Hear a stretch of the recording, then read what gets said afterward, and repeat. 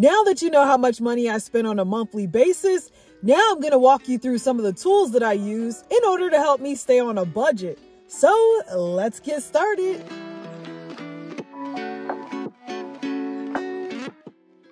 So the program we're going to be using is Google Sheets, which is completely free, and you can get access to this on the Google apps. And as you can see here, you can create your own list. Now, since I have my budget plan already prepared, let's go ahead over to my budget plan. Now, one of the ways that I'm actually able to track all of my monthly expenses is by using my monthly budget plan. Now, I got this idea from a YouTube video that I watched about a year or so ago, and I decided to put together my own budget sheet.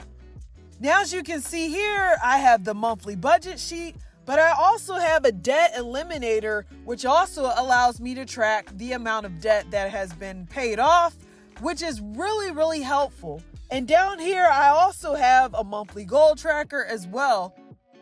So as you can see overall, this budget plan is definitely useful, especially when it comes to trying to eliminate your debt. So let's get started. Okay, so the first one we're going to start with is the take-home pay.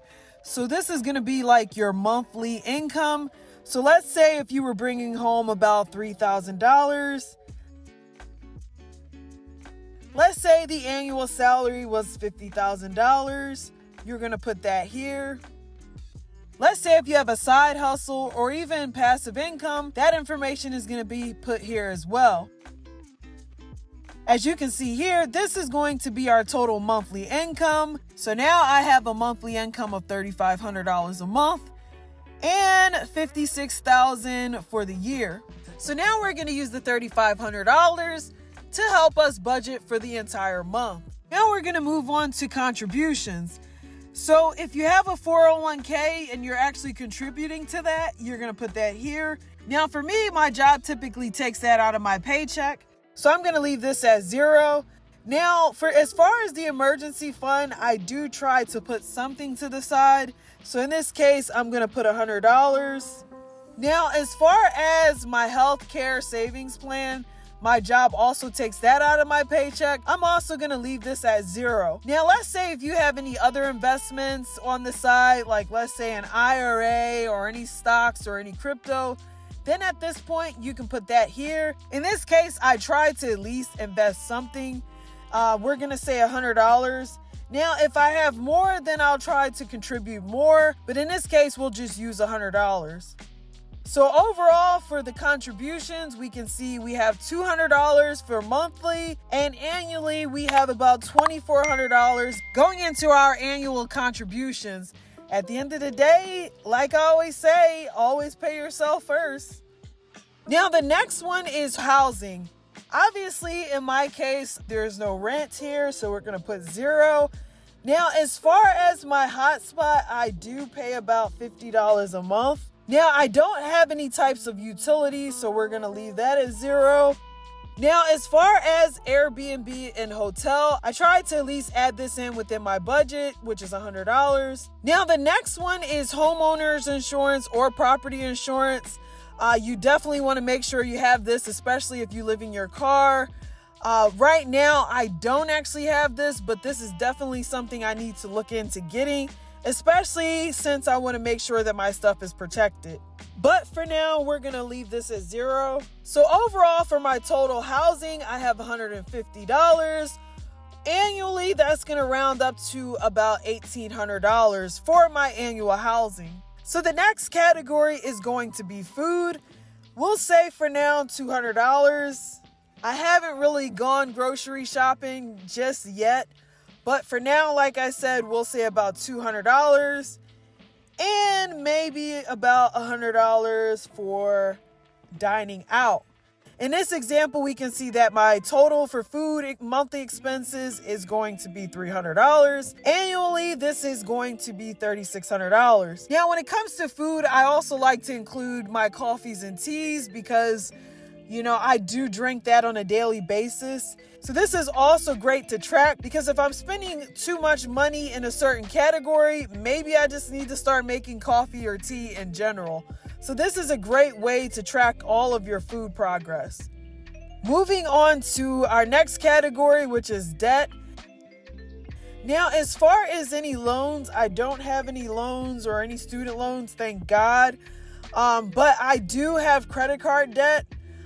So my total monthly expenses that I try to contribute when it comes down to my credit card debt is about $1,000. So I'm going to put that here. So as you can see here, my total annual for paying my credit card debt for the year will be about $12,000, $1,000 a month. So let's say I did have student loans. I would just put my loan up here, and that would just recalculate everything as far as my monthly expenses. But for now, again, we're going to leave that at 0. Moving on to transportation. Now, my car is paid off, so I don't have a car note. As far as my car insurance, my next month bill is going to be about $116. So we're just going to go ahead and calculate that. Now, as far as my gas bill, I pay on average we'll say about $200 a month. Now, as far as maintenance, I try to put something to the side. So we'll say about $100 a month as far as maintenance. And then public transportation, we'll put that as 0.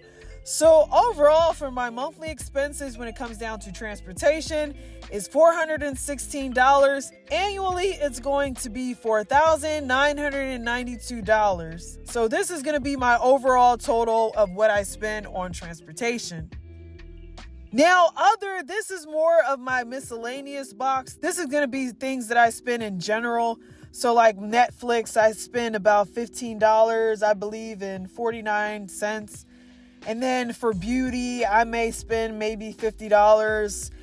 That may be like hair care products. My cell phone is about $85. I did end up going on an actual monthly plan. So that plan ended up going up a little bit. Now, as far as my monthly expenses for my language, I pay about $16.99. As far as my tutor, I pay about $42 a month. Now, for my laundry, we'll say about maybe $80 a month. And then for my storage, I pay about $50 a month. And then as far as my gym, we'll say about $25.05. So overall, for my miscellaneous expenses, I pay about $364.53. Total annual is going to be $4,374.36. So overall, when we look at the expenses versus the income, once again, we have the monthly income here, and then we have the total expenses, which is $2,430.53. We have $1,069.47, which is basically going to be left over from all of our monthly expenses, which gives you $26,833.64. So the great thing about calculating my expenses versus my income is I'm actually able to see how much money is left over for the month, because this lets me know whether or not if I need to pick up a few side hustles in order to cover myself so that I am not in the hole. So now we're going to head over to debt eliminated. Let's say my total debt was $20,000. Now, the great thing about this chart is, let's say if your interest was $50, you could actually put the interest in there as well as the payment. So if your payment is like, let's say, for example, $350 a month, it's going to calculate everything, the estimated amount. And it's also going to tell you how much debt is paid as well. This is also going to tell us how much money has been eliminated from that payment, which is also a great way to track everything. We'll do a few more. Let's say if you had a student loan that was $35 in interest and your monthly payment was $500. Once again, this is going to give you the estimated amount for the month of January, and it's also going to tell us how much everything has been paid, as well as how much has been eliminated, which is always great, especially seeing that payment coming down. So down here is just going to be our monthly goal tracker. whether it's a student loan or credit card or mortgage, whatever the case may be. So if your goal for that month for credit card 1 was $500, you're going to put that there. Now, let's say your goal for credit card 2 was also $500, but in this case, you put $200. Let's say, for example, your mortgage was $1,000, but for whatever reason, you only could put $700. In this case, did you achieve your goal? The answer would be no. This is more of a yes-no approach. Now, since this community is so amazing and I love this community so much, please feel free to click the link down below if you want to use this monthly budget plan for yourself. It's definitely been helpful for me, and I know that it could definitely help some of you out there. So please feel free to click the link down below. So it's definitely been a crazy week.